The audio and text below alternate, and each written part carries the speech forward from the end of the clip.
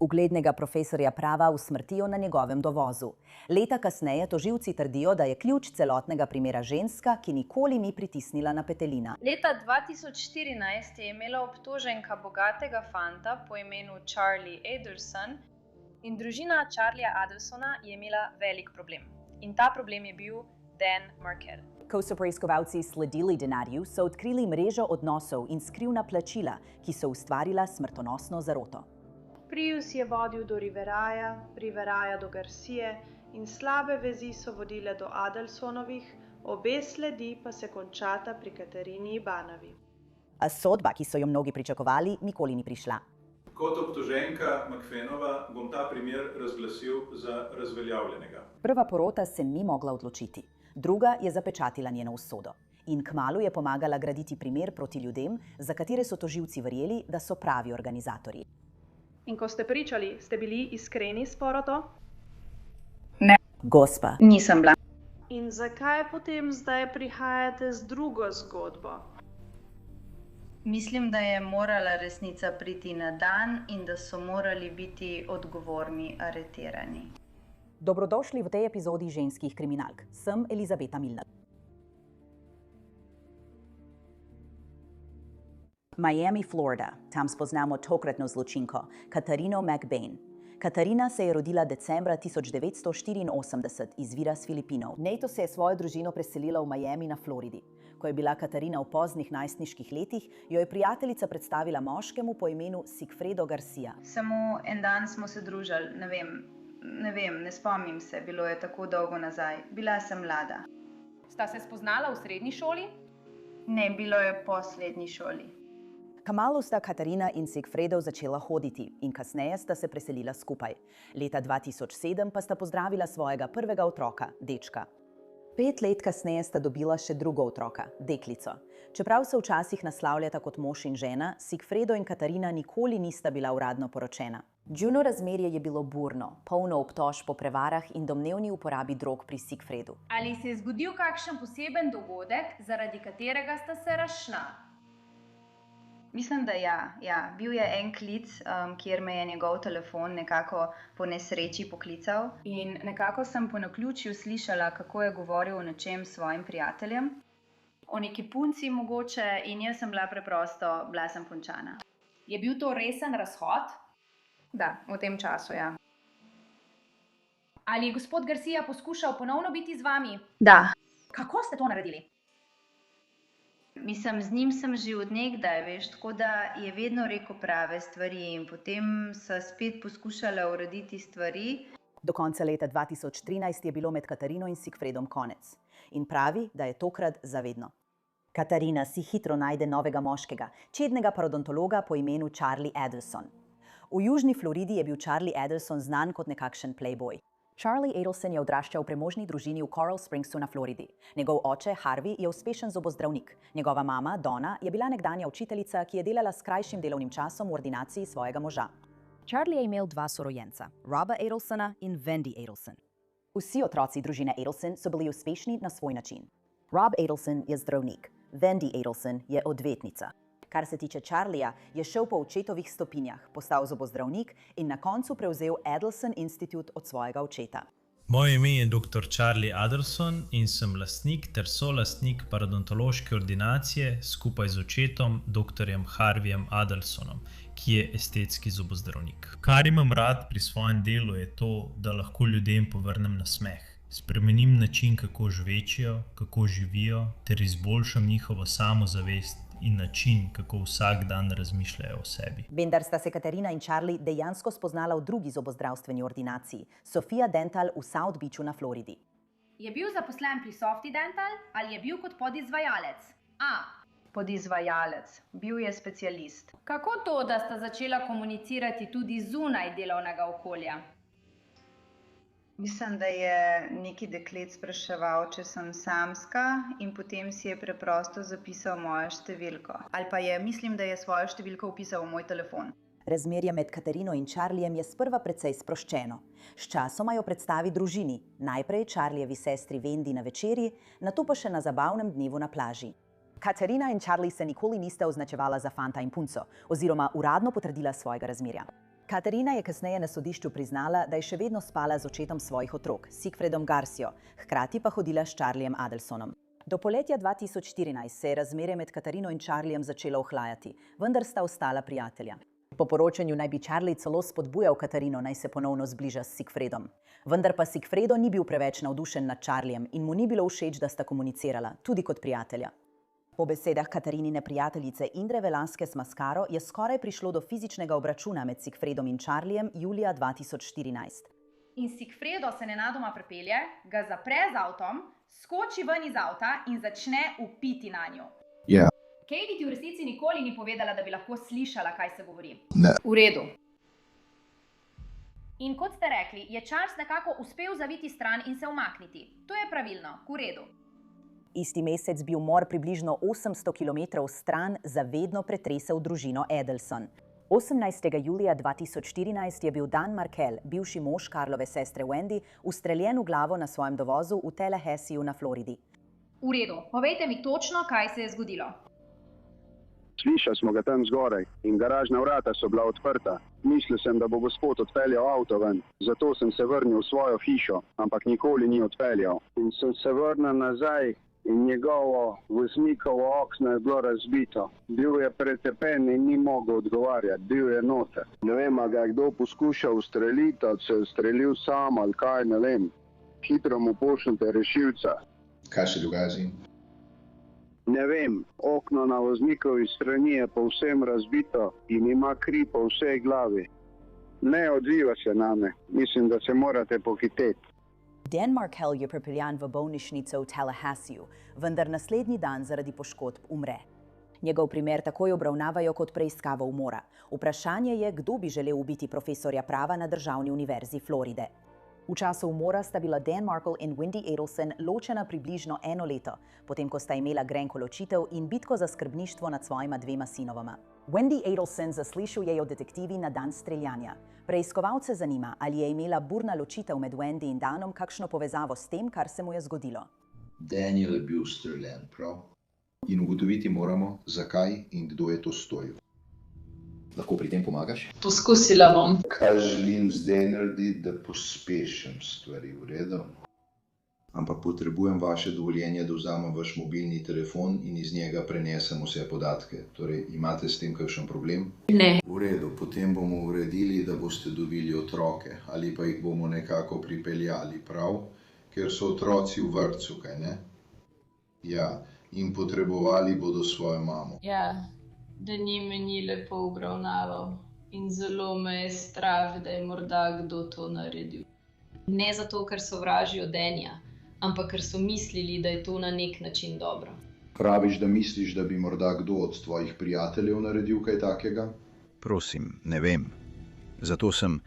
Zato si tukaj in zato se pogovarjava. Bi kdaj koga prosil, da naredi kaj takega? Nikoli v življenju. V redu. Misliš, da bi kdo to naredil v tvojo korist, ne da bi te vprašal? Ne. Kaj dobrega to prinese? Mislim, moj brat, njegovo ime je Charlie, tisti, s katerim sem res blizu, veliko se šali na neprimeren način. In to je bila njegova šala. On mi je danes zjutraj kupil televizijo, ki se je pokvarila. In potem sem se z njim pogovarjala, ali ima smisel plačati popravilo ali naj si kupim novo. In vedno je bila njegova šala, da ve, da me ati slabo obravnava. In to je bila vedno njegova šala. Rekel je, veš, razmišljal sem, da bi najel morilca, ampak je bilo ceneje, da ti kupim ta televizor. Zato sem ti namesto tega kupil televizor. Mislim, da tega nikoli ne bi storil. On je moj starejši brat in skrbi zame, odkar sem bila majhna, ampak tega nikoli ne bi storil. In sem rekla, to sem danes zjutraj povedala serviserju. Med Wendyjenim peturnim zaslišanjem večkrat omeni, da njena družina ni marala njenega bivšega moža, še posebej njen brat Charlie Adelson. Veš, moji starši so, zelo jezni nanj. Ampak tudi, ko so v bližini mojih otrok, nikoli ne bi rekli slabe besede o očetu mojih otrok. Res so previdni glede tega. Všeč jim je, ampak vedo, da je on oče mojih otrok. Nikoli tega ne bi naredili. Ne vem, kdo bi bil dovolj jezen nanj. No, to moramo ugotoviti. Da bi naredil kaj takega. Brat, s katerim si zelo blizu, moram hkrati veliko izločati. Brat, s katerim si res zelo blizu, tisti, ki se je šalil glede televizije in vsega. Kako si rekel, da mu je ime? Charlie. Charlie, in on je v Fort Lauderdale. Ja, v redu. Povej mi, kakšen avto ima? Ima približno 5 avtomobilov. Zdravi. On je v neoznačenem policijskem avtomobilu. Brez. Je kar poseben lik. V redu. Naj te vprašam, če bi ugotovil, da je to nekdo, ki ga osebno poznaš, bi to spremenilo tvoje mnenje o tem, kaj bi se moralo zgoditi s to osebo? O tem, kaj bi se moralo zgoditi s to osebo? Za name ne pregona. Ne. Ali mislite, da je kdo poskušal ubiti mojega bivšega moža? Takšni ljudje bi morali biti kazensko preganjani v največji možni meri, ki jo dopušča zakon. Ne glede na to, kdo je. Mislim, bilo bi drugače, če bi mislila, da je bil moj brat, ampak ne mislim, da je bila moja družina. Kdorkoli zunaj moje ožje družine, to je težko, ampak ne mislim, da je moja ožja družina to storila. Torej, če je kdorkoli drug, ja. V redu. Kaj misliš, da bi bil ta tip Charlie sploh sposoben narediti kaj takega? Ne. Samo pogovoriva se. On je šaljivec. V redu, prav. Glede na to, da ura že teče. Prav. In čim več dela moramo opraviti vnaprej. Leta 2014 Charlie še ni bil javno prepoznan kot osumljenec. Tudi zdaj Wendy Adelson še nikoli ni bila javno imenovana kot osumljenka ali celo obtožena za umor svojega bivšega moža. Detektivi so spet na začetku. Katarina Mabanov bo kasneje na sodišču povedala, da ji Charlie Adelson nikoli ni povedal o umoru svojega bivšega svaka. Tako se njeno življenje nadaljuje kot običajno. Vendar pa je ena opazna razlika. Okoli jeseni 2014 začne Katarina živeti nekoliko bolj razkošno. Potuje v Dominikansko republiko, opravi operacijo povečanja prsi, ki jo plača z gotovino. Kasneje Katarina in Sigfredo Garcia ponovno obudita svojo zvezo. Do leta 2015 je njuna družina spet skupaj. Niti ne vesta, da jo preiskovalci pozorno spremljajo. In maja 2016 se vse spremeni. 25. maja 2016 je Sigfredo Garcia aretiran na bencinski črpalki v Južni Floridi zaradi posedovanja kokaina in umora prve stopnje v povezavi s smrtjo Dana Markela. Sigfredo Garcia ni edini, ki je bil aretiran zaradi umora Dana Markela. Izdan je tudi nalog za aretacijo domnevnega vodje tolpe po imenu Luis Rivera, ki je že prestajal zvezno zaporno kazen zaradi nepovezanega primera. Sigfredo Garcia in Luis Rivera sta bila oba obtožena strani velike porote okrožja Leon junija 2016. Po obtožnici citiram: "Dne ali okoli 18. julija 2014 v okrožju Leon in zvezni državi Florida ste nezakonito ubila človeka Daniela Markela s strelnim orožjem, ki sta ga dejansko imela v posesti. In umor je bil storjen s predhodnim načrtom ali namenom povzročiti smrt Daniela Markela. Njuna aretacija je šokantna." Kakšne povezave bi lahko imel obsojeni član tolpe in moški iz Južne Floride s profesorjem prava na FSU Danom Markelom, ki je živel več 100 kilometrov stran v Tallahassiju? Preiskovalci so odkrili, da umor Dana Markela ni bil naključno nasilno dejanje. Policija v začetnih fazah preiskave ni imela veliko sledi, dokler niso prejeli namiga od soseda Dana Markela, ki je poklical številko 911. Sosed je policiji povedal, da je po streljanju opazil svetov avto, ki je bil videti kot Toyota Prius, kako se je odpeljal z dovozne poti. 23. julija 2014, 5 dni po umoru Dana Markela, so preiskovalci objavili posnetek nadzorne kamere vozila, ki jih je zanimalo, svetle Toyote Prius. Nato so detektivi odkrili dokaze, da sta moška v Priusu pred umorom zasledovala Dana Markela. Julija 2015 je policija domnevno pridobila posnetek z mestnega avtobusa, na katerem naj bi bila ista Toyota Prius. Na posnetku ne morete videti voznika ali jasno razbrati registrske tablice, vendar pa je bil na vetrobranskem steklu cestninski oddajnik. Preiskovalci so pridobili cestninske zapise Toyota Prius, ki so se v času umora peljale proti Tallahassiju. Cestninski zapisi so jih pripeljali do agencije za najem avtomobilov v Miamiju na Floridi. Detektivi so pridobili najemno pogodbo za avto, ki je pokazala, da ga je najel Luis Rivera. Z uporabo telefonske številke, ki jo je Luis Rivera navedel v pogodbi, so ga preiskovalci uspeli izslediti. Na pogodbi pa je bila še ena številka, označena preprosto kot brat. Detektivi so to številko izsledili do Sigfreda Garcije, Riverajevega prijatelja iz otroštva. Toda njuna aretacija je sprožila še več vprašanj. Zakaj bi si želela smrti Dana Markela? Sodni dokumenti, ki so bili kasneje objavljeni, so Sigfreda Garcijo povezali z družino Danove bivše žene Wendy, natančneje s Charliem Adelsonom. Po poročanju ABC News naj bi v zapriseženi izjavi ob aretaciji Sigfreda Garcije in Luisa Rivere pisalo, da Charlie Adelson naj ne bi maral Markela in se z njim ni razumel. V dokumentu je zapisano, da sta bila Sigfredo in Luis najeta za izvedbo tega grozivega dejanja. Policija pa verjame, da je bil motiv za umor povezan z obupno željo družine Adelson, da Wendy in otroke, ki jih je imela z Danom, preselijo v Južno Florido. Pred ločitvijo Wendy in Dana leta 2013 naj bi se Dan boril proti Wendynemu poskusu, da bi njuna mlada sinova preselila v Južno Florido, da bi bila bližje njeni družini. Vendar leta 2016 tožilci niso obtožili nikogar iz družine Adelson za umor Dana Markela. Po besedah državne tožilke Georgie Keppelman ni bilo dovolj dokazov za to. Odvetniki družine Adelson so izdali skupno izjavo, v kateri so med drugim zapisali, citiram, nihče iz družine Adelson, Wendy, njen brat Charlie ali njuni starši, Donna in Harvey, niso imeli nič opraviti z Danovim umorom. Razumemo, zakaj je država družino Adelson podvrgla tako strogi preiskavi, vendar se ni pojavilo nič, kar bi podpiralo to domišljijsko izmišljotino, da so bili Adelsonovi vpleteni. Medtem sta bila tako Luis Rivera kot Sigfredo Garcia napotena na sojenje konec leta 2016. Nato pa je šokantna aretacija jeseni istega leta to ustavila. 1. oktober 2016 je bila 31-letna Catherine McBainova aretirana v povezavi z umorom Dana Markela. Preiskovalci trdijo, da je Catherine neopazna posrednica med domnevnim morilcem in družino Adelson. Po zapriseženi izjavi o utemeljenem sumu, ki jo je pridobil Law and Crime, je bila Catherine McBainova v osebnem razmerju s Charliem Adelsonom, nekdanjim svakom žrtve. Zapisniki klicev kažejo, da je bila McBainova ena izmed Charlievih najpogostejših stikov. Preiskovalci nadalje verjamejo, da je McBainova vpletla očeta svojih dveh otrok, Sigfreda Garcio in njegovega tesnega sodelavca Luisa Rivero, da sta izvedla ta umor. Vsi pa so bili za svoja dejanja tudi plačani.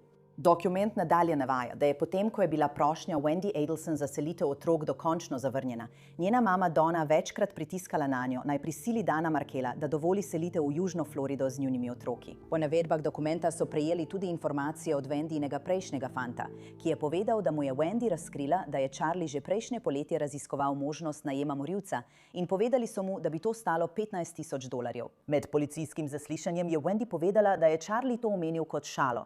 Medtem ko je bila v zasliševalnici, naj bi Wendy želela poklicati svoje starše, da jih obvesti o streljanju.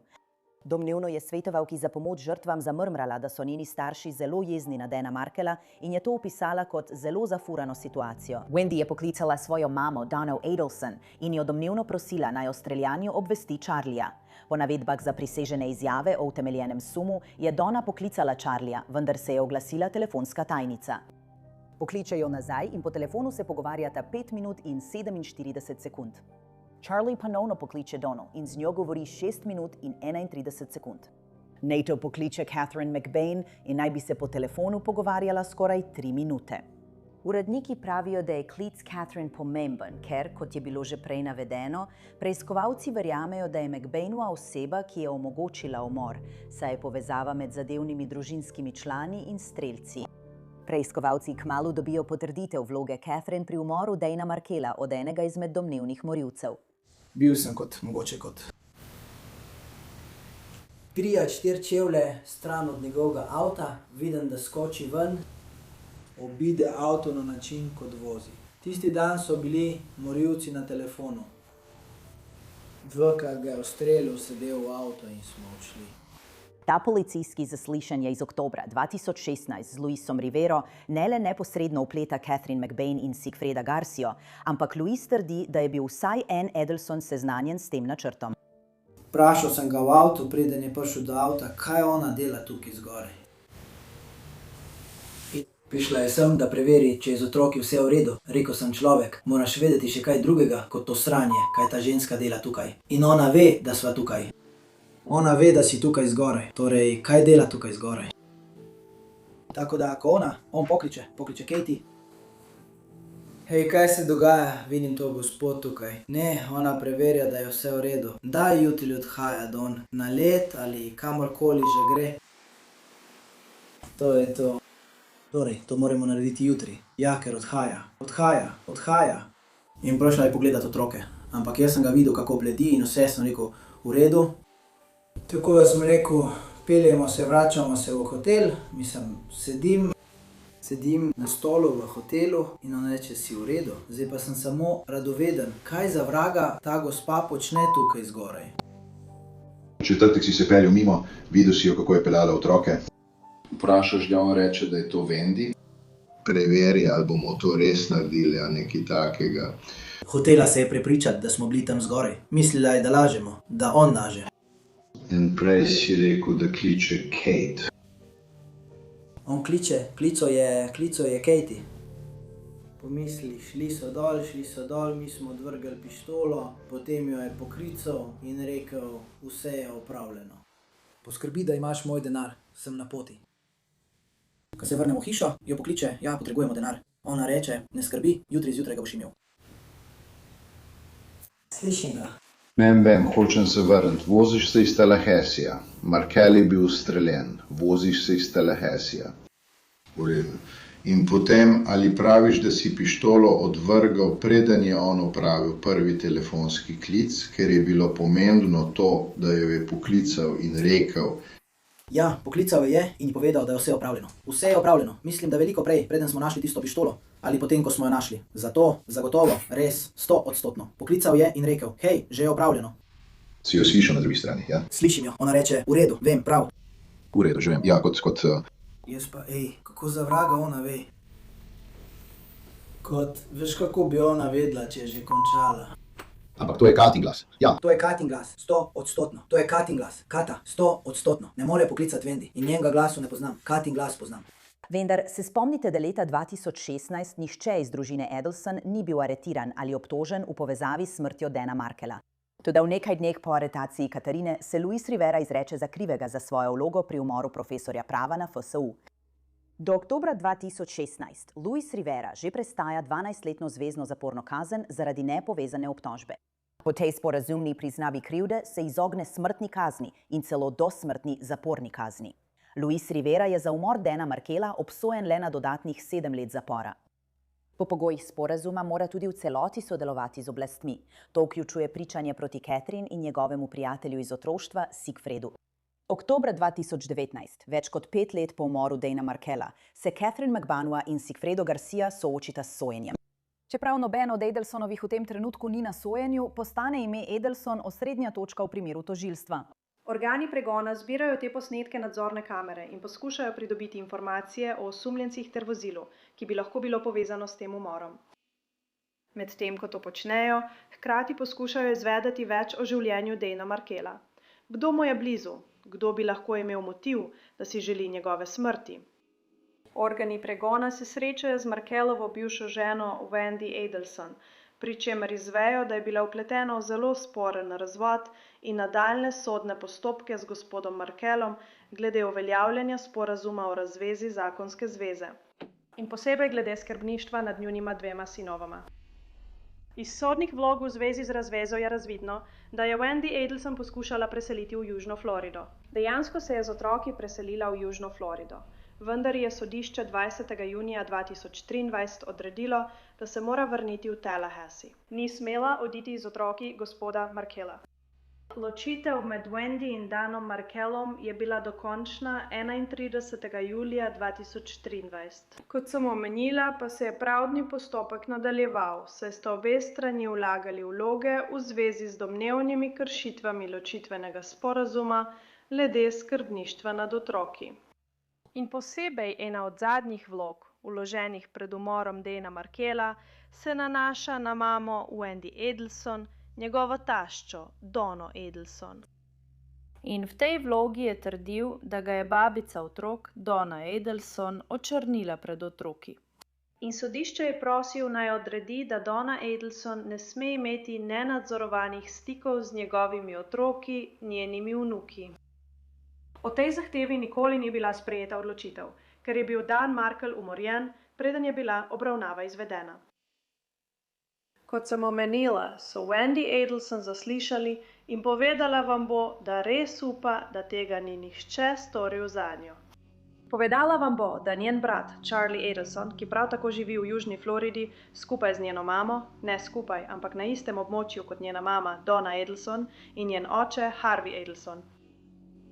Povedala vam bo, da je Charlie, citiram, razmišljal o najemu morilca, a se je odločil, da bi bilo ceneje, če ji kot darilo za ločitev kupi televizijo. In kakšen je bil njen alibi za umor? Kje je bila, ko je bil Dan Markel ubit?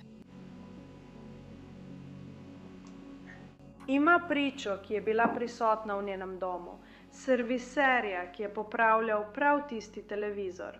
Državna teorija je, da je Catherine prosila Siegfrieda za pomoč, ta pa je nato prosil Louisa Rivero za pomoč. Medtem ko tožilstvo trdi, da Catherine v času umora Dana Markella ni bila nikjer blizu Tallahassija, sta ona in morilec vseeno imela finančno korist od svojih vlog. Tako sta 18. julija 2014 Rivera in Garcia sledila profesorju Markellu do vrtca, kjer je okoli 8:50 zjutraj odložil svoja otroka. Nato gresta v telovadnico, kjer čakata na parkirišču, medtem ko gospod Markel telovadi. In nato se odpravita k njegovi hiši, kjer Rivera zapelje Prius na dovoz in se ustavi tik ob odbijaču avtomobila gospoda Markella, ki je parkiran na dovozu. Slišali boste, da Garcia izstopi in se približa Markellu s pištolo, ki jo je na ulici kupil Luis Rivera, ter da Garcia dvakrat ustreli gospoda Markella skozi voznikovo okno, preden skoči nazaj v Prius. Rivera zapelje vzvratnost dovoza in se odpravita nazaj v Miami. Prej sem omenila, da sta imela oba moška izklopljena telefona in da je prva stvar, ki jo katerikoli od njiju naredi, ko ponovno vklopita telefone po umoru, to, da gospod Garcia pokliče Catherine McBanova. In kaj reče? Reče, da je delo opravljeno. In kaj ona odgovori? Ona reče, vem. Sledi kratek pogovor o tem, kdaj bodo dobili svoj denar. In Catherine McBanova reče, ne skrbi za denar. Jaz bom dobila denar, ti ga boš dobil jutri.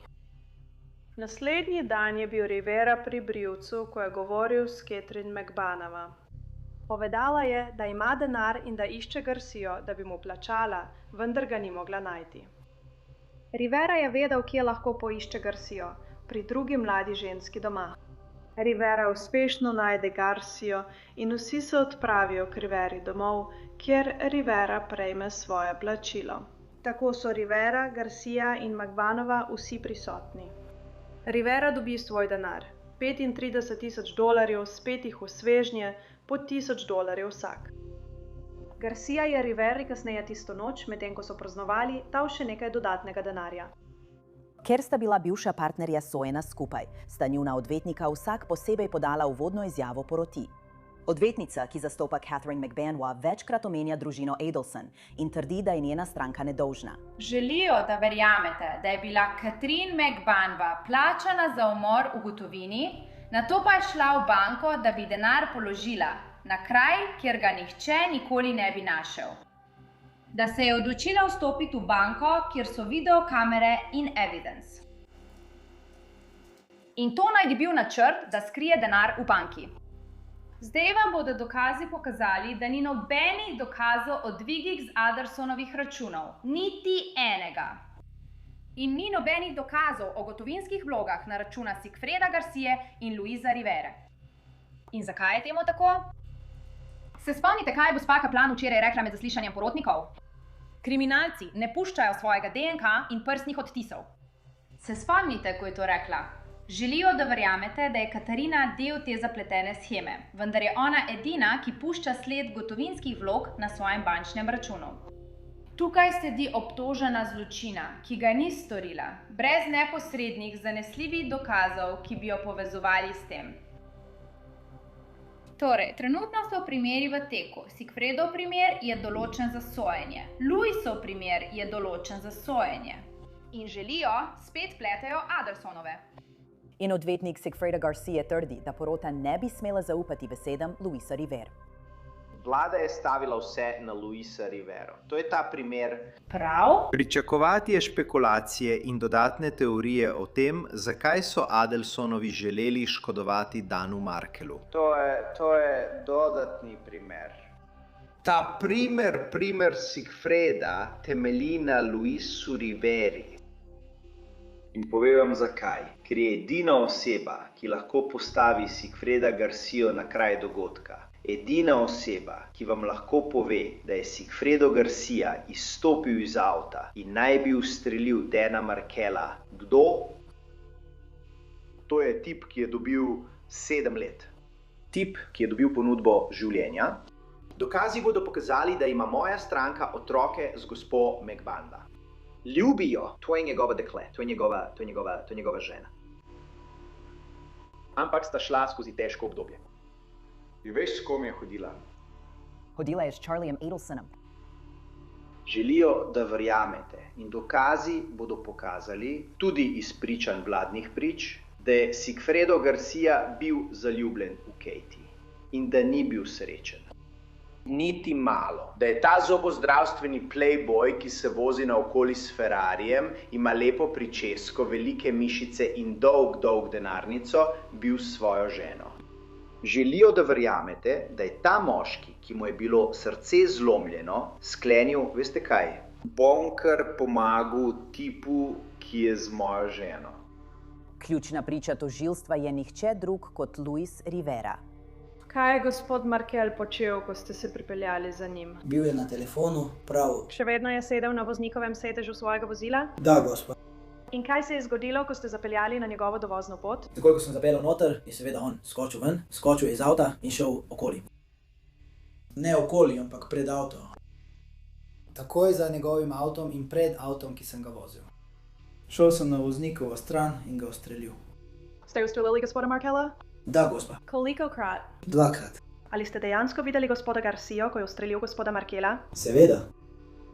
Se spomnite kakšnega pogovora, kjer je gospa McBanova gospodu Garciji nakazovala, da ste jo lahko slišali reči: prepričaj se, da bo vse opravljeno pravilno. Ko končaš, me pokliči. Da, Kdaj je bilo to? To je bilo drugo potovanje, ko smo poskušali ubiti tega tipa. Ali ste bili članica te zarote za izvedbo umora gospoda? Markela, sploh ne. Niste imeli nič s tem? Mislim, ja, povedal mi je naj grem, ampak če pravi, da sem bil najet, ne. No, plačana si bila, kaj ne? Ja, od Garcije. V redu. Torej te je Garcia najel, da storiš umor, kaj ne? Da, gospa. In kdo je najel njega? Družina Edison. Oprostite? Družina Wendy. Družina Wendy ga je najela? Da. V redu. In? Kako je bila Wendyna družina povezana s Sigfredom Garcijo? Ker je bila Katie je hodila z zobozdravnikom. Zobozdravnik, na katerega se Louis Rivera nanaša, je Charlie Adelson. Charlie ni bil poklican na pričanje med sojenjem Catherine in Sigfreda leta 2019, vendar je veliko ljudi nestrpno čakalo na pričanje njegove sestre, Wendy Adelson. In ste rekli, kako poznate gospo I? Hodila je z mojim bratom. Tožilci pravijo, da Wendy Adelson pričuje na podlagi dogovora o imuniteti.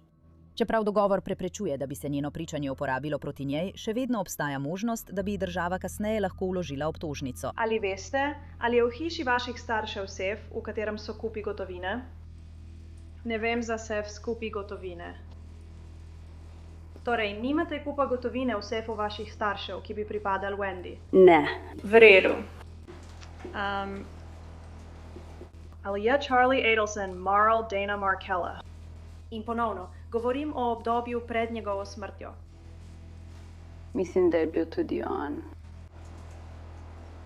Poslušal me je, ko sem mu pripovedovala o stvarih, ki so me takrat vznemirjale zaradi ločitve.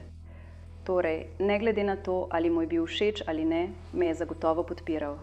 V redu, ampak nikoli ni izrazil nobene antipatije. Ne.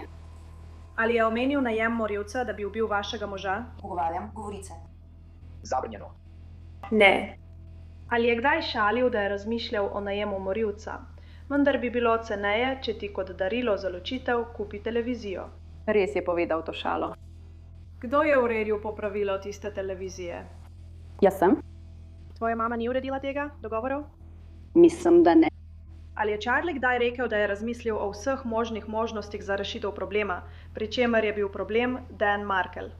Govorice. Vaša čast, imam stalni ugovor, da ga ne ponavljam.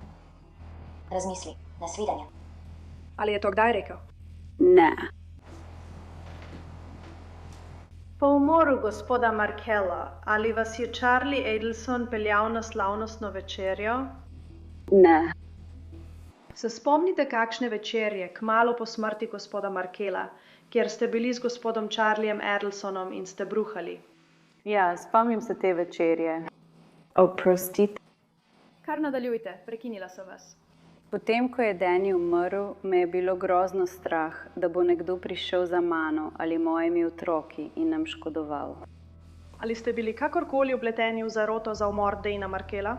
Ni. Ali imate kakršnekoli informacije o tem, da je bil kdo vpleten v zaroto za umor vašega moža? Ne. Ko je primer predan obrambi, Sigfredo Garcia zavrne pričanje v svojo obrambo. Catherine pa se odloči pričati. Ste imeli kaj opraviti z umorom Dana Markela? Ne, gospa. Ste prepričali očeta svojih otrok, gospoda Garcijo, da zagreši umor za gospoda Charlia Adersona? Ne, gospa. Zdaj bi rada preusmerila vašo pozornost na 18. julij 2014. Zdaj veste, da je bil to pomemben dan v tem primeru. Da, gospa. Zdaj ste izvedeli, da je bil tisti dan Dan Markel usmrčen. Da, gospa, v redu. Ali vam je gospod Garcia kdaj povedal, da zapušča mesto? Ne, gospa. Se spomnite, da bi vam gospod Garcia kdaj rekel, grem na sever, grem v Tallahassee? Ne, gospa. Bi se vam Tallahassee tisnil v spomin? Da, gospa. V redu. In razen tega, da ste bili tukaj zadnja 3 leta, ste bili kdaj prej v Tallahasseeju? Ne, gospa. Torej ste tukaj prvič? Prvič. Če bi vas zdaj vprašala, kaj ste počeli 18. julija 2014, bi mi znali povedati? Ne. Gospa. Se spomnite, da ste se pogovarjali s Charliem Adersonom? O tem, da je bil njegov svak v nesreči? Se vam to sliši znano? Zveni znano. Ja. Torej, se spomnite, da je v nekem trenutku omenil svojega svaka ali bivšega svaka? Mislim, da ja. Koliko se lahko spomnite in nočem vam polagati besed v usta, nam poskusite opisati, kaj vam je rekel glede tega, da je njegov bivši svak imel nesrečo? No, to je bilo to. Mislim, jaz se spomnim, oziroma poskušam se spomniti, da je bil en dan, ko je poklical in rekel, ja, njegov svak je imel nesrečo. Ne vem, ali je bila prometna nesreča ali kakšna druga nesreča. V redu, se spomnite, ali je bila prometna nesreča? Se vam to sliši znano ali preprosto ne veste? Ne vem. V redu. Ti je povedal, da je bil njegov svak 2-krat ustreljen? Ne. Gospa. V redu. Ni ti povedal, da je bil umorjen? Ne, gospa. Bi si to zapomnila, če bi ti povedal? Tega bi se spomnila, gospa. Tožilstvo je imelo leta dokazov proti Katarini, vključno z verjetno največjim dokazom prikriti pristop. Prikriti pristop je policijska operacija, pri kateri agent pod krinko ali policist stopi v stik z osebo, ki je pod preiskavo in poskuša z njo vzpostaviti stik, medtem ko nosi prisluškovalno napravo. V tem primeru se je agent pod krinko pretvarjal, da je član tolpe Lion King. UC oziroma agent pod krinko ni pristopil k Katarini McBanva, pristopili so k Donni Adelson. Po besedah posebne agentke FBI je po prikritem pristopu Donna poklicala Charlija, ki je nato poklical Katarino. Moja mama, otrok? Slišal sem samo del zgodbe. I'm going to go down there and talk to her tomorrow to find out what's going on. Fredu. Ni želela podrobneje razložiti. Ampak rekla je, da jo je nekdo pogovoril na ulici, jo poklical po imenu in ji izročil ovojnico z nečim v njej. Ja. In nekdo je bil, ni želela iti v podrobnosti in je bila, ne vem, nimam pojma, na kaj se to nanaša. Nekaj v zvezi z njenim sinom, nekaj v zvezi z njegovo bivšo punco in oseba, ki je mojo mamo prosila za nekoga. They were making reference to my ex-girlfriend, the kind of no clue what that's about. Ja. In da trdijo, da jim je bilo treba plačati nekaj denarja. Ugotovi, kdo za vraga je to, ker bo naslednji telefonski klic iz FBI. Povem ti. Ljudje, povem vam. In ko bodo ujeli osebo, jo bodo zasliševali o tem, kdo je kje. O tem smo že govorili. To sploh ni več šala, ker če vas nekdo nadleguje, če nekdo nadleguje kateregakoli od vaših prijateljev in potem jih zavežete. V redu, Kejki, dobro premisli. Ugotovi, kdo za vraga je to. To je vse, kar te prosim. Si idiotka, dala si napačno številko. Dobi mamino številko, ker jo bom poklicala. In jebeno, ti sploh nisi glavna, ti stara krava. Sem jebeno besna. Resno, grem zdaj takoj na policijo. To je bil kratek vpogled v enega od številnih prisluškovanih pogovorov, ki jih je FBI prestregel na telefonih Catherine in Charlieja Adelsona. Med Catherinenim sojenjem leta 2019 so jo prvič zasliševali o teh posnetkih. Torej, rada bi šla čez nekaj stvari glede tega, kar smo vsi opisali kot bump, prav? Torej, sklicevala se bom na klic 1392, ki je bil 19. aprila 2016. Prav? To je očitno prvi telefonski klic k vam. Od gospoda Adelsona. V redu.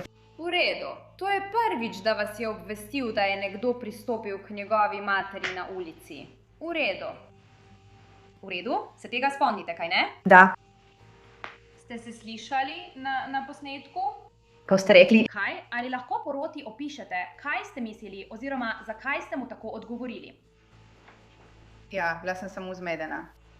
Ali ste imeli kakšno predstavo? Ali ste vedeli, kaj se dogaja? Ne. In gospod Adelson vam je povedal, da je nekdo pristopil k njegovi mami in omenil bivša punca? Gospa, v redu. Ali vam gospod Adelson ni pojasnil, zakaj vas kliče? Ali mi je pojasnil, zakaj me je klical v tistem pogovoru? Se pravi? Ali vam je rekel, ti si moja zadnja bivša punca. To je razlog, zakaj te kličem. Ja. Kakšna je bila tvoja skrb v tem trenutku glede tega, kaj ti je Charlie Adelson govoril? Si bila zaskrbljena, da je kdo omenjal tvoje ime? Ja, zakaj omenjajo moje ime? Ampak v tem trenutku sploh ne veš, ali si to res ti. Ja, ker je rekel bivša punca. V redu. Celo vprašala si ga, kdo je rekel, da sem naredila kaj narobe? Kaj ne? Torej, nikoli ne pokličeš policije? Ne. Zdaj slišimo telefonski klic, zelo dolg telefonski klic, in slišalo se je, da si bila zelo frustrirana. Da, gospa. Uporabljala si veliko grdih besed s Charliejem. Zakaj si bila frustrirana zaradi njih? No, najprej tisti telefonski klic je bil zelo neroden. Sploh nisem vedela, da lahko izrečem toliko grdih besed v 23 minutah. Ampak, ali je čudno poslušati samo sebe? Ja. Si imela takrat kakšno predstavo, da te snemajo? Ne. Bi nehala uporabljati svoj telefon, če bi bila vpletena v kaznivo dejanje? Seveda. Ali imate informacije, da je bil Charlie Adelson vpleten v to? Ali imam informacije? Mislim, glede na vse, kar smo videli, ampak nimam informacij iz prve roke. Glede na vse, kar ste videli, mislite, da je bil Charlie vpleten v to? Da. Mislite, da vam je Charlie lagal? Da. Ko Catherine navzkrižno zaslišuje tožilstvo, trdi, da je bil dodaten denar, ki so ga preiskovalci zasledili na njenem bančnem računu, zgolj naključje. Niste prosili gospoda Garcije, naj tej gospe pomaga dobiti otroke nazaj v Tallahassiju? Ne. Gospa. Niste ga nagovarjali, naj ubije Dana Markella? Ne. Gospa. Da vam je plačeno potovanje v Santo Domingo za vas in gospoda Garcijo. Je to res? Ne. To je pravzaprav za moje otroke in mene, da obiščemo njegove starše. Njegova mama, moja tašča. Ali je Charlie to plačal? Da, gospa. Ali je za vas plačal dostavo obrokov? Da, tega se spomnim. Ali je enkrat plačal vaš račun za kreditno kartico, ko ga niste mogli poravnati? Ne, tega se ne spomnim. Ali vam je kdaj dal gotovino? Ne, tega se ne spomnim. Ali ni res, da so vam ponudili neko veliko izplačilo, če ne boste sodelovali proti Charlieju Adelsonu? Če odklonim? Da, gospa, ne. Ali vam je kdo ponudil denar? Ne. Se spomnite, da ste komu rekli, da boste lahko ostali doma, potem ko boste oproščeni, in da boste imeli učitelja za svoje otroke, da se bodo šolali doma? Ne. V zaključnih argumentih poroti tožilstvo trdi, da je več kot dovolj dokazov za obsodbo Katarine in Siegfrieda. Vse te drobtinice so vodile na isto mesto. Prius je vodil do Riveraja, Riveraja do Garcije, slaba kri pa do Adelsonovih in obe sledi se končata pri Katarini Banavi. V zaključnih besedah je obrambna ekipa Katarine dejala, da je za vse kriva druga oseba in to ni Katarina. Ne morem reči, zakaj je Karel Adelson storil, kar je storil. Ampak določene stvari imajo smisel. Naša teorija je, da sta imela on in Sigfredo Garcia dogovor. Zdaj želi vlada trditi, da je bilo to preko Katerine McBanba. Naše stališče je, da je šlo za Katerino McBanba. Srečanje mu je dalo idejo, da uporabi Katerino kot posrednico. Ugotovi, kdo je to. Pokliči tisto številko. Po večtedenskem sojenju je porota pripravljena na razpravo. Na koncu so Sigfreda Garcio obsodili za umor prve stopnje. Sigfredo Garcia je obsojen na dosmrtni zapor brez možnosti pogojnega izpusta. Toda Catherinina usoda je povsem drugačna. Porota se ni mogla enotno odločiti glede nobene od treh obtožb. Je to prava odločitev? Kot obtoženec bom to zadevo razglasil za razveljavljeno sojenje. Ponovno sojenje Katarine poteka leta 2022 in od leta 2019 se je v primeru veliko spremenilo. Aprila 2020 dva FBI izvede še eno šokantno aretacijo v povezavi z umorom Dana Markella, in sicer Charlieja Adelsona. Obtožen je umora prve stopnje, zarote za storitev umora in napeljevanja k umoru. Po novici o njegovi aretaciji je ponovno sojenje proti Catherine McBanba še vedno na koledarju sodišča. Njeno ponovno sojenje bi potekalo v nekaj tednih po aretaciji Charlieja Adelsona. Teorija tožilstva je enaka kot na njenem prvem sojenju. Domnevno je Catherine McBanba delovala kot posrednica med morilcem in družino Adelson. Je to tisto, kar ste prejeli od Adelson Institute? Da. In to je bilo kot odgovor na vašo sodno zahtevo za vso dokumentacijo v zvezi z zaposlitvijo Catherine McManus. Da. In kaj je vsebovano v tem dokaznem gradivu? Samo to, da je bila ona. Dobila te plačilne čeke postopoma, približno vsakih 14 dni. Iz Adelson Institute je bil izdan plačilni ček za Catherine McBeath. In kdaj so se ta plačila začela? Kdaj so se ti čeki začeli izdajati? Septembra Katerega leta? 2014. Torej približno 2 meseca po umoru. Da. In kako dolgo so nadaljevali? Ves čas do marca 2016. Dokler niso v tem primeru aretirali ljudi? Da, precej blizu temu. V redu. Ste med svojo preiskavo uspeli pridobiti kakršnekoli dokaze, da je gospa McBanova fizično hodila v inštitut Adelson opravljati kakšno delo? Zato ni bilo nobenih znakov. Nekateri udeleženci pričajo, na primer Luis Rivera. Kdo vam je plačal, da ste sodelovali pri umoru Dana Markella? Bal sem se. V redu. In kdo mu je dal denar? Njegova žena je plačala. Ali vi? Ali ste sploh kdaj poznali Dana Markella? Sploh ne. Ga v življenju še nikoli niste videli? Nikoli, res nikoli. Ste že kdaj bili v Tallahassiju, preden ste prišli sem zaradi tega primera? Ne, gospa. Imate kaj proti Danu Markellu? Sploh ne. Torej je bil vaš motiv za ta umor popolnoma finančen? Da, gospa. Kdo je bila prva oseba, ki vas je kdaj prosila, da sodelujete pri tem umoru? Bali. Sacramento Garcia? Da, gospa. Kdo je organiziral ta dogovor, to zaroto za umor? Kolikor vem, je bila upletena Katie, bila je očarana, bila je nekje na sredini, rekla mu je naj pride opravi delo in on je prišel in ubil. Ali si vedel, zakaj prihajaš v Tallahassee, da ubijaš tega tipa? Ne v tistem trenutku. Wendy Adelson prav tako pričuje na ponovljenem sojenju, v zameno za imuniteto, tako kot prvič. Ali je tvoj brat kdaj omenil najem morilca, da bi ubil tvojega bivšega moža? Nikoli ni omenil najema morilca. Enkrat je povedal zelo neprimerno šalo, ko je rekel, da mi je kupil televizijo, ko sem se ločila, in rekel, da je to darilo, ter naredil zelo slabo šalo v slabem okusu, da je bilo to ceneje kot najeti morilca. Oprosti, prekinila sem te. Vredja. Kaj si še hotela povedati? Mislim, da je bilo to. Prav, je bila to šala, ki jo je tvoj brat povedal enkrat ali večkrat? Ima navado, da se ponavlja. Torej vse, kar reče, reče večkrat. Veš, kolikokrat je to rekel? Nimam pojma, ampak zagotovo vsaj 2-krat. In po tvojem razumevanju ni dejansko poskušal najeti morilca? Ja. Podobno kot na prvem sojenju, Catherine v lastno obrambo priča in trdi, da nima nič opraviti z umorom Dana Markella. Tvoja obramba je torej, da nisi vpletena v ta umor, kaj ne? Da. Gospa. In rekli ste, da se zdi, da je Charlie Adelson očitno vpleten? Da, gospa. In oče vaših otrok je očitno tudi vpleten, kaj ne? In ste ujeta vmes? Da, gospa. V redu. In če pobirate denar od Charlieja Adelsona brez legitimnega razloga, to izgleda sumljivo. Izgleda, kot da vam plačuje ali skrbi, da ste zadovoljni zaradi vaše vloge v tem umoru, kaj ne?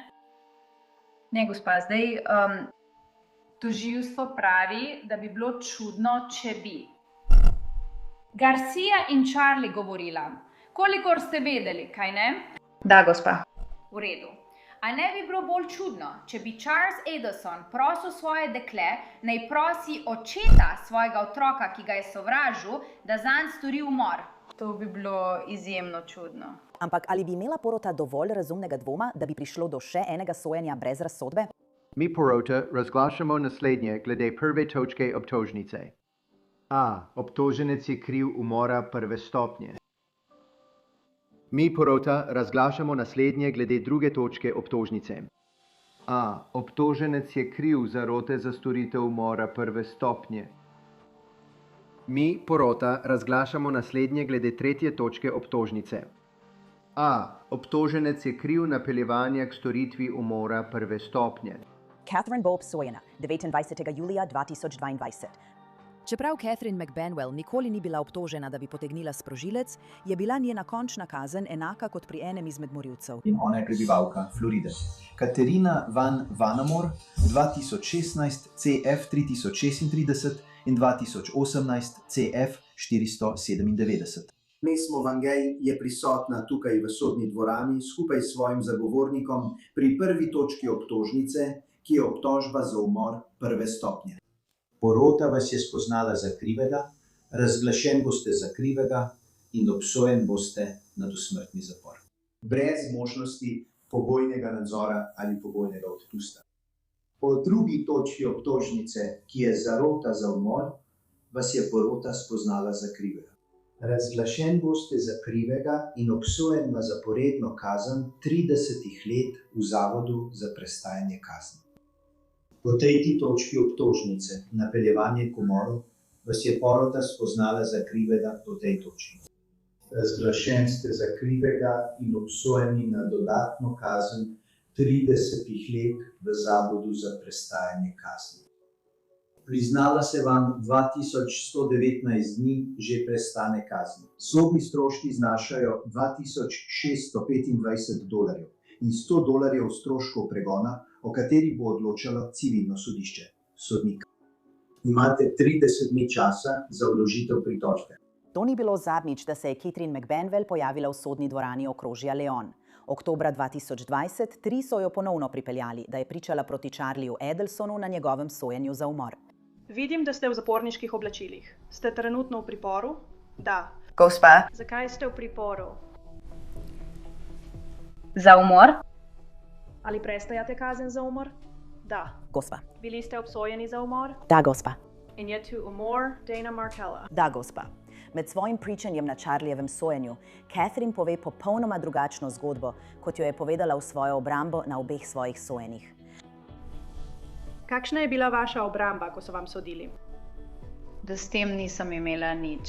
V redu, da smo imeli prav glede Charlieja Adelsona in da smo imeli prav glede morilcev, ampak vi niste bili vmes. Da, gospa. Je to bilo res? Ne, gospa, ni bilo. Ste bili vmes? Da, gospa, sem bila. In ali niste tudi pričali na sojenju, na katerem je bil Sigfredo Garcia obsojen za umor? Da, gospa, sem bila. In kakšna je bila njegova obramba? Da s tem ni imel ničesar. Da smo imeli prav glede Charlieja Adelsona in prav glede morilcev, ampak on s tem ni imel nič opraviti. Da, gospa. Zaščita vašega očesa pred krvavitvijo. Gospodična Kavin, poskrbite, da boste imeli vprašanja. In ali je bila ta obramba resnična? Ne, gospa, ni bila. Torej je bil Sigfredo Garcia vpleten. Da, gospa, je bil. Zakaj torej povedati resnico zdaj?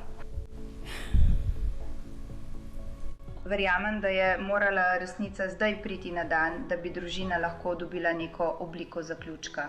Zakaj resnica ni morala priti na dan lani ali leto prej?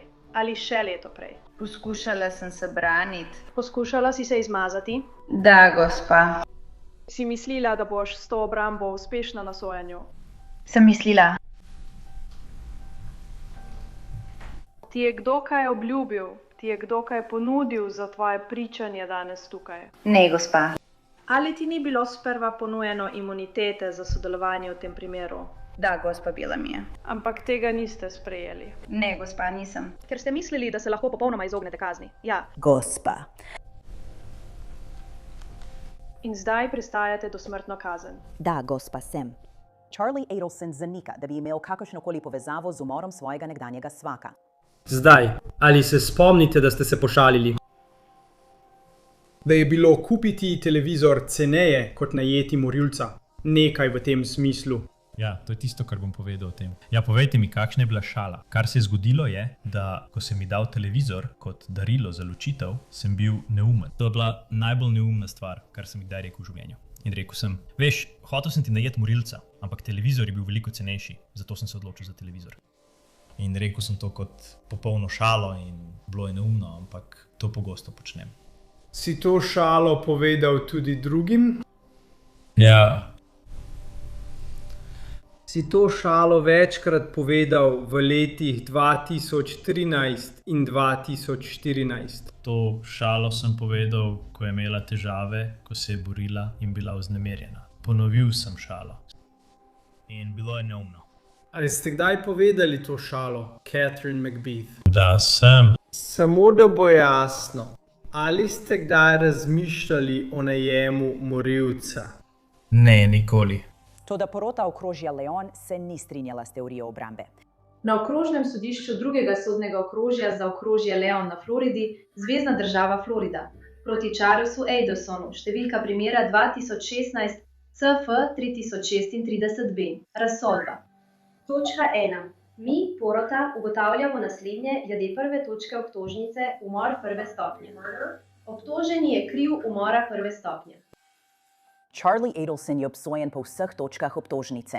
Po njegovi obsodbi je prišlo do še ene šokantne aretacije. Njegova mati, Dana Adelson, je bila aretirana novembra 2023, ko je domnevno poskušala pobegniti v Vietnam. Nočem ti tega dati. Zakaj je to pomembno?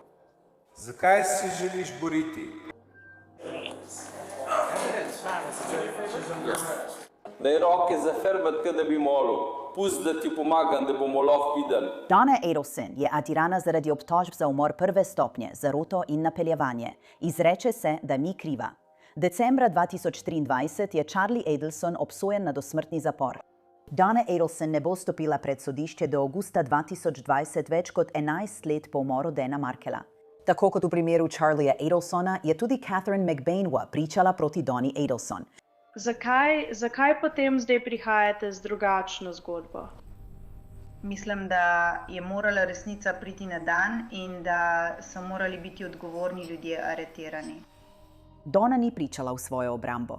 Preko svoje odvetnice zanika kakršnokoli vpletenost v umor svojega bivšega zeta. Njena usoda je prepuščena poroti in njihova odločitev ji privabi solze v oči. Porota je glede prve točke obtožnice, umora prve stopnje, odločila naslednje. Obtoženka je kriva umora prve stopnje. Gospa Adelson, obvladujte se. Je Dana Adelson zadnji in dokončni del temne zarote. Do trenutka tega posnetka noben drug član družine Adelson ni bil aretiran ali obtožen v povezavi z umorom Dana Markela. Junija 2025 je bil Luis Rivera izpuščen iz zveznega pripora, vendar bo preostanek kazni odslužil v državnem zaporu na Floridi. Spletni zapisi floridskega oddelka za popravne zavode kažejo, da Sigfredo Garcia prestaja dosmrtno kazen v popravnem zavodu Liberty v Bristolu na Floridi. Charlie Adelson prestaja dosmrtno kazen v zaporu v Južni Dakoti. Njegova mama, Donna Adelson, bo preostanek življenja preživela v popravnem zavodu Homestead. Catherine McBainova prestaja dosmrtno kazen v popravnem zavodu Lowell v Ocali na Floridi. Hvala, da ste bili z menoj v tej epizodi. Sem Elizabeth Milner in se vidimo tukaj spet naslednji teden še z eno zločinko.